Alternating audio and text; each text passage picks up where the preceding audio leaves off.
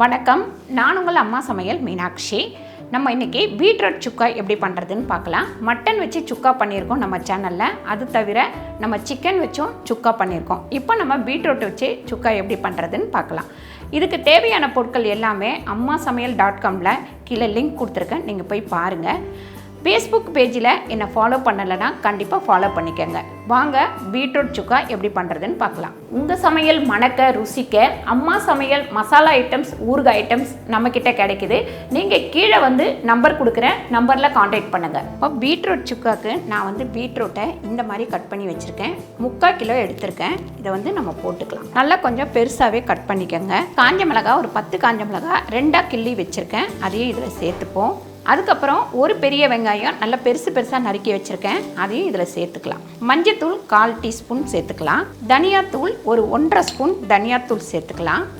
அதுக்கப்புறம் ஜீரகப்பொடி 1 ஸ்பூன் சேர்த்துக்கலாம். இதில் கொஞ்சமாக கருவேப்பிலை சேர்த்துக்கலாம். அதுக்கப்புறம் ஒரு 2லேருந்து 4 ஸ்பூன் எண்ணெய் விட்டுக்கலாம். ஒரு 1/2 டம்ளர் அளவுக்கு தண்ணி விட்டுக்கலாம். இப்போ இதை நல்லா மூடி வச்சுட்டு ஒரு விசில் வந்தோடனே ஆஃப் பண்ணிடலாம்.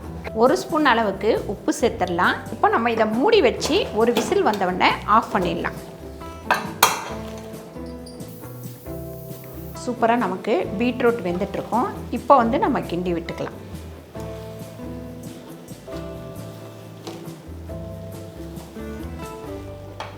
கொஞ்சமாக தண்ணி விட்டுக்கலாம். நம்ம ரொம்ப கம்மியாக தான் தண்ணி விட்டோம், அதனால் கொஞ்சம் தண்ணி விட்டு ஒரு 2 கிண்டு கிண்டுவோம். இப்போ இந்த பொடியாக நறுக்கி வச்சுருக்க இந்த வெங்காயத்தை இதில் சேர்த்துக்கலாம்.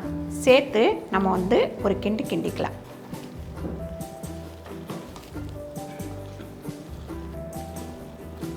ஒரு கம்மியான தீயில் இதை அப்படியே கொஞ்சம் வேகட்டும். இந்த மாதிரி மூடி வச்சுக்கலாம். கம்மியான தீயில் வச்சு கொஞ்ச நேரம் வெந்ததுக்கப்புறம் ஒரு 2 கிண்டு கிண்டிட்டு நம்ம இறக்கிடுவோம். ரொம்ப சிம்பிளாக முடிஞ்சிடும். இப்போ இதை இறக்கி நம்ம வேறு பாத்திரத்தில் மாற்றிக்கலாம்.